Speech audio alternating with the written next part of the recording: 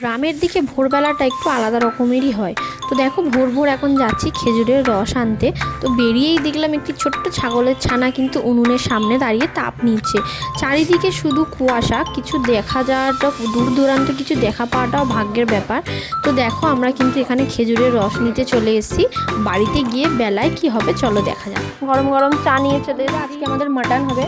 বাবা গেছে বাজারে মাটন আনতে। তো বাবা সবাইকে চপ মুড়ি বিতরণ করছে।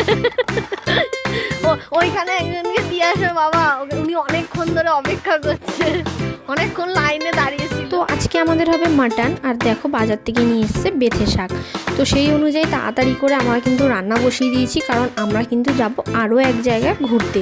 তাড়াতাড়ি করে রান্না বান্না সেরে এখানে মাটন দিয়ে ভাত খেয়ে কিন্তু আমরা পুরো রেডি হয়ে নিয়েছি। কোথায় ঘুরতে গেলাম সেটা পরের ভিডিওতে দেখাবো। এই ভিডিওটা কেমন লাগলো আমাকে অবশ্যই জানিও। টাটা।